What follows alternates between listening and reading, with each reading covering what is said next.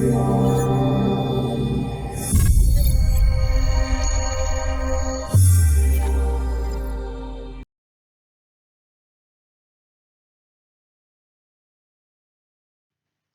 would have thought that only a few weeks ago, the prospect of coronavirus seemed like a minor inconvenience? Sure, perhaps a few imports from China be delayed, and a few people get the flu, but hey, we have Brexit to worry about, so what does it matter? Now here we are just a few weeks later with the country in lockdown, worried about the health of our friends, our family and ourselves, and of course we're also worried about the health of our businesses. Hundreds of thousands of businesses are already shut due to the lockdown. There's a real prospect that many will never reopen. There's talk of 1 million businesses going bust and millions of jobs being lost. As a small business owner, it's a really frightening time. For many of us, our income stopped, but the costs just carry on. And what do we as the owners live on? Can we make it through? Well, we can sit home on the lockdown thinking it's the end, or we can do something about it. And this series of pandemic protection plan videos are designed to help you do that, do something about it.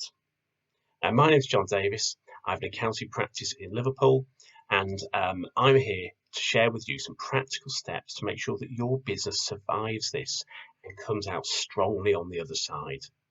Now, we can't control what happens with the coronavirus itself.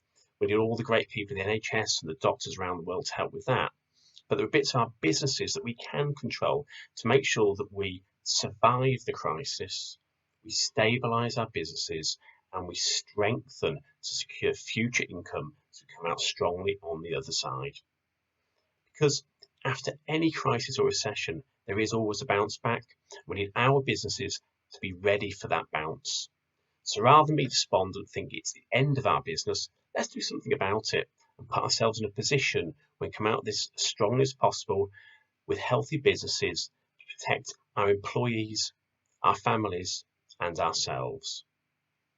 So over the next few days, I'm going to lead you through a series of videos and practical steps that you can take for you and your business. We'll look at surviving, we'll look at cutting your costs, putting together a cash flow and accessing the government support that's available to you. We'll then look at stabilising, making sure that you and your team are able to work efficiently while working remotely, and you take the time to review what you've got. And in reviewing, you can also improve your marketing, your systems and your software. We'll then look at strengthening. What training and development can your team do while you're on lockdown, and what marketing can you put in place to bring some sales now, but particularly to secure future revenue after the lockdown. But let's start with survival, and we're going to start with a common theme throughout these series of videos, and that's leadership, because you do need to lead and lead from the front. All of the steps we're going to talk about need you to take control and be a leader of your business. Your team, your customers and your suppliers need to know that you're in charge.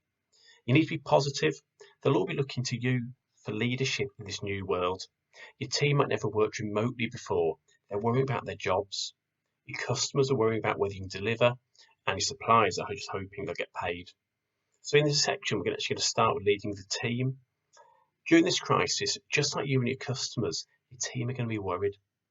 Even the most kind of dedicated and trustworthy staff, they struggle at times, whether with family or simply when they've watched too much news or too much social media. So be honest with them, tell them the truth about what the business is going to go through in the next few months, then ask for help. A great leader during this time knows they need support, and who better to give it to them than the team closest to you.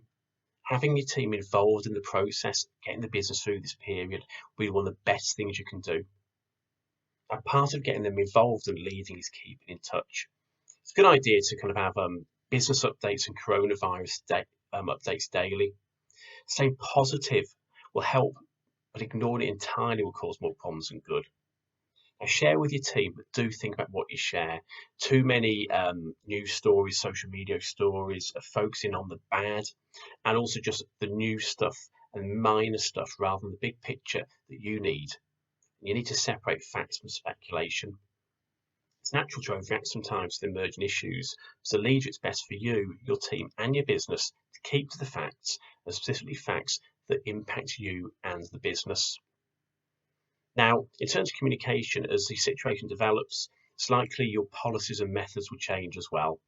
Instead of sending out a number of emails, WhatsApp messages, receiving calls from each staff member individually while working at home, um, you can set up an information hub or have a daily briefing. We have a daily team meeting when we're in the office. It's away at 9 o'clock every morning with a brief kind of huddle, we call it. Everyone updates what they did the day before, what they're going to do today, and also is there anything else we should all know. That's even more important now while we're all working remotely. We do it on Microsoft Teams, is how we're using it with a video call, and it gives everyone a chance actually to catch up and a nice bit of social chit chat that is kind of missed when you're working remotely. But it also gives that chance for that briefing and for me, as the leader of the business, to let them know what's going on in the business and what I'm doing to ensure the safety of the business and, of course, safety of their jobs. Gives me that chance to show that I'm leading. So I hope you found that useful.